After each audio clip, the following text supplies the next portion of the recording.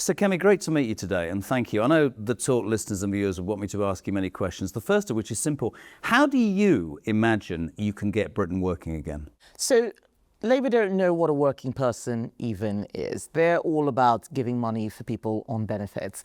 And there are too many people in the country on benefits. How do we get them back to work? First of all, by making sure that work pays better than benefits. Right now, you can actually make more not working than you do in work. So that means probably reducing the things that people can claim for.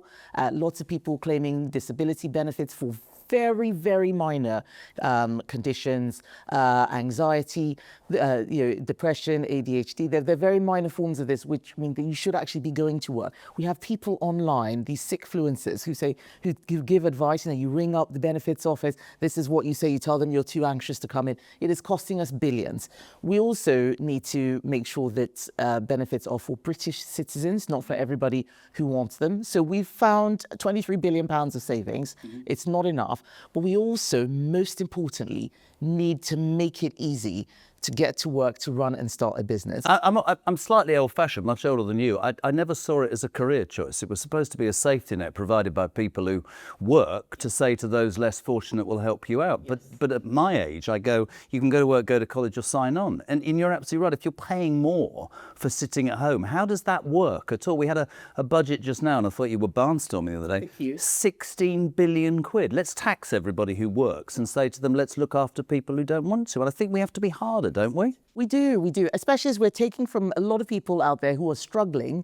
So they're not on benefits, they're working hard, they're struggling, taking from them to give to a neighbour who's actually, who's actually not work and able to work. So we need to tackle benefits, but we also need to look at business. I did a shift on Friday. Did you? At a cafe, serving drinks. It's like Donald Trump at McDonald's. Yes. Well, the things, I actually worked at McDonald's, but I never worked in a cafe before, so I didn't know how to make all these cappuccinos and lattes. It's actually more complicated the first time. Nobody's buying them now because they're taxed, aren't they? But they're so expensive. And you speak to the cafe owner and she says, well, I can't make it any cheaper. Otherwise, it'll be a loss. My business will close down. I know the Talk viewers want me to ask you two very specific questions, and we appreciate your time. Firstly, today on The Breakfast Show, we talked about two Afghan illegal migrants who were jailed yesterday for 10 and 8 years for taking advantage of a 15-year-old schoolgirl. Before I came over to you, another Afghan, alleged to have raped, charged for raping a 14-year-old girl in Bolton. We sit and we listen to politicians saying we need to do something. How in the name of God have we allowed ourselves to get to a point where unvetted men are allowed to come into this country who share not the same values or the same beliefs and treat women so appallingly? People want something done. They do, and they deserve to have something done. Those crimes are disgusting. Those people should not be here. Our policy now is to make sure we deport all foreign criminals, no ifs, no buts. They should not be here. Leave the ECHR? We need to leave the ECHR. The small boats crisis has just been getting worse and worse. And people often ask me, why didn't you sort it out after 14 years? I tell them, it wasn't there for 14 years. We had a different problem. Do you remember people coming in on the Channel Tunnel with lorries? Conservatives sorted that. We didn't finish sorting the Could have been quicker, to be fair. Yeah, we tried all sorts of things, kept getting stuck in the courts.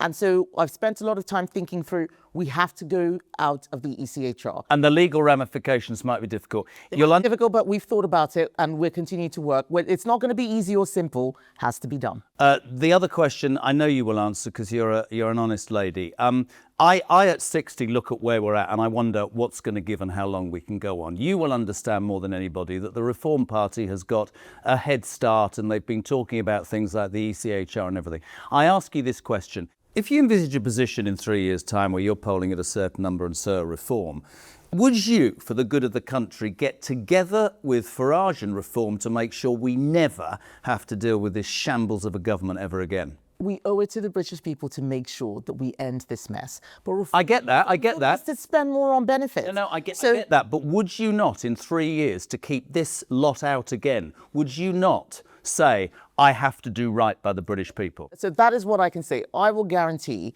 that I will do right by the British people. The best option is the agenda that the Conservatives have. Reform has a slightly different agenda. They say things, but they don't really understand. They don't do the work. They want more benefits. They're telling everybody everything. I'm not telling everybody whatever they want to hear. I'm being honest.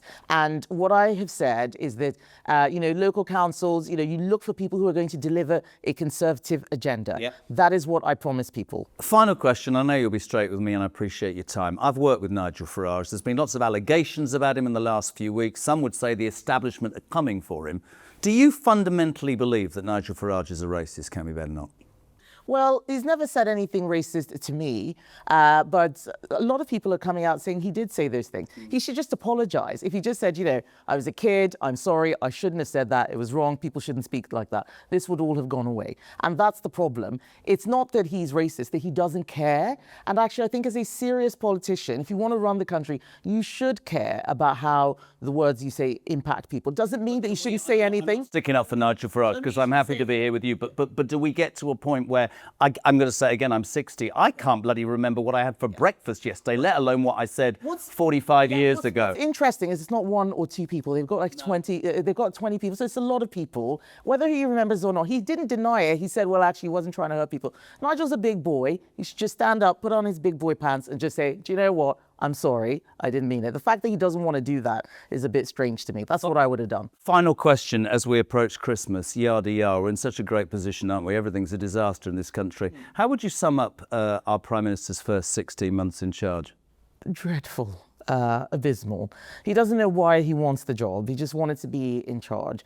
It's not about winning an award. A lot of people treat elections like a prize. You run a race and then you win. It's about what you do after you get in there. And that's making all of your viewers, all those people out there, it's making their lives better. And he's not doing that. So he doesn't seem to me to have political antennae. He doesn't seem to read a room or anything. He's not really a politician. He's a technocrat for an age where there are no problems. We now have a lot of problems in society. Technology, AI, jobs disappearing, people getting older, all of the geopolitical problems, Russia's kicking off, China's eating our lunch when it comes to manufacturing, the Middle East, is boiling. What are we going to do? I don't think he really knows. We Conservatives know what we want to do. We know why we're here. We want to see wealth creation. We want our country to be a shining light to the rest of the world. We want people to get richer. We want everybody to be in work. We want a peaceful society, all of us to get along. Imagine that. It's a real, Let's do that. It's a real pleasure. Thank you for your time. Thank you, Kemi.